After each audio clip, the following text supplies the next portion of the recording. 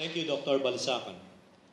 The format of our program today is what is known as a modified, open, interactive format, increasingly used in international forums.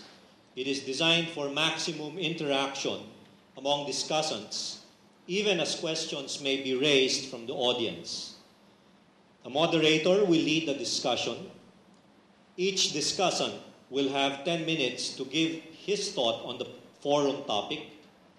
After discussants, moderator will open the interactive forum by inviting the audience to submit names to ushers if they intend to ask questions.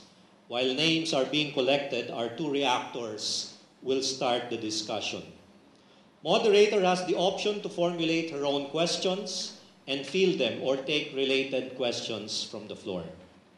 Our moderator for this discussion will be Professor Solita Monsod, former president of the Human Development Network and faculty of the UP School of Economics. Let me turn over the floor to Professor Monsod.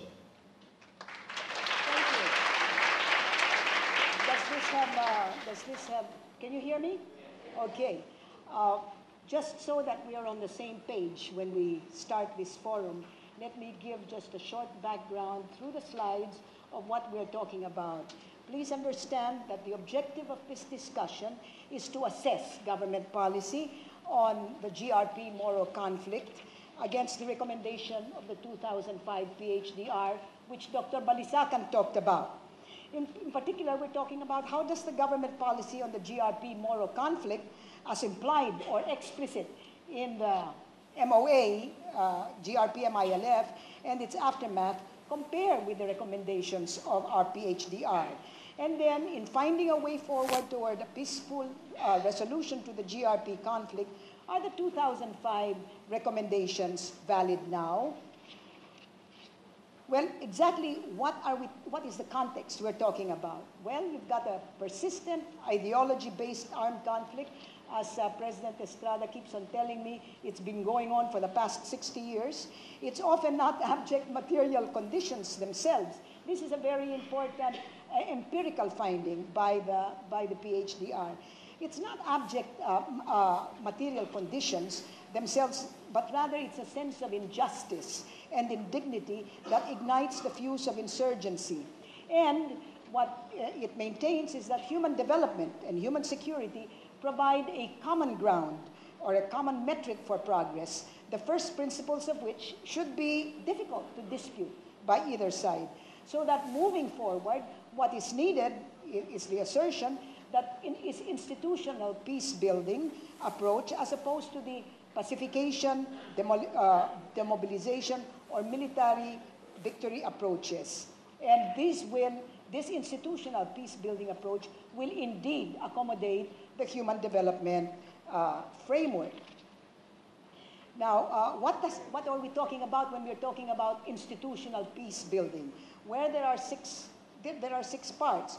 One is that there be policy, consistency, and coherence through a common framework for peace, but that is supported by a national constituency for peace and legislation. You need a national constituency because the conflict is almost always depicted as a Mindanao-Moro conflict, and it's not. It's a national problem. Then the second is to address the gaps in and learn from, hopefully, the implementation of the 1996 peace agreement with the MNLF, and then give the highest priority to negotiations with the MILF, devoting additional work to issues that were set aside or glossed over by the MNLF settlement.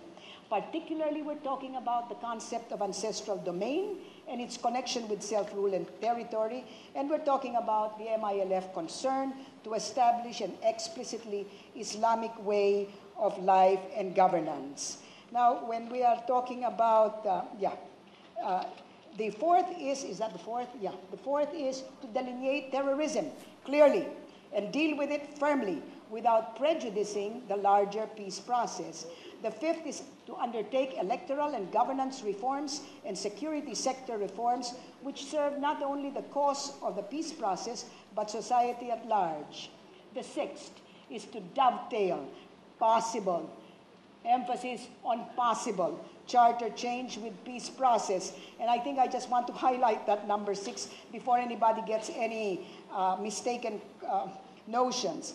The report actually observed that the possibility of charter change opens the door in principle to wider range of options and armed conflict.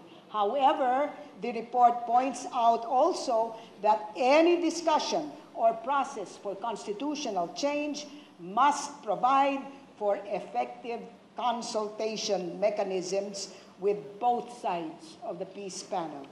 The 7th is to undertake human development investments, especially education investments. So that was the context, and that was the thrust of the report. So what has happened since then? Nobody listened. September 2005, the panel announces the most difficult hurdle in the ancestral domain agenda has been overcome. And then 2006, all of a sudden the peace talks were canceled in March by Malaysia due to the political situation, resumed in September. Then there were difficulties that arose over the areas to be placed under the so-called Bangsamoro judicial entity. Then in 2007, the chair of the GRP panel resigned. There was a crisis in Basilan as Marine officers were beheaded. Then October, November, the parties ended a 13-month impasse. There was an impasse pala, and agreed to the scope and boundaries of the ancestral domain. Then in December, the peace talks again were stalled due to constitutional issues. The ancestral domain negotiations reached a deadline. That was December 2007. All right? So based on what we see in the media reports, it was talagang a stop-go process. From optimism to crisis, from resumption of talks to suspension and cancellation, deadlock from the last quarter of 2005 to the last end of 2007. Then in 2008, Malaysian troops withdrew. Then the tension builds again. Then in July 27, all of a sudden, there was a joint communique on the a joint communique on the ancestral domain is signed. The formal signing was set for August 5, and that is when, pardon the language, the shit hit the fan. Because on August 4, the Supreme Court issued the TRO. On the MOA, oral arguments were heard, and among the others, rather surprisingly, the Solicitor General claimed that the President was not aware of the MOA details. Then, on August 18, because for whatever reason, 2 MI-left commanders began attacks in the south. Then on August 20, the President Arroyo declares disarmament, demobilization, rehabilitation. That's what is called DDR policy. And then on August 21, Jess Dureza, the press secretary, says GOP will not sign MOA in its present form. Then in August 22, Ermita clarifies that the GOP has not canceled the MOA. That DDR refers to what the government hopes to achieve after a final peace agreement and is not a precondition for the talks to resume. Go figure. Then finally, September 3, the government peace panel is dissolved. The government will no longer sign the MOAD in its, quote, present form or in any other form. The negotiations now on the basis of DDR. In sum, ladies and gentlemen, it is not clear what the GOP policy was or is now. Meanwhile, there is fighting in 66 municipalities in 11 provinces across central Mindanao. More than 514,000 people have been affected or displaced, and the Mindanao Trust Fund, set in 2005, is now in abeyance. Well, to reiterate, how does government policy on the MGRP-Moro conflict, as implied or explicit in that MOA and its aftermath, compare with the recommendations of the 2005 PHDR? Were the latter valid? And in finding a way toward a peaceful resolution to the GRP-Moro conflict, are those recommendations valid now, or are they no longer appropriate? And that's how we start the conversation.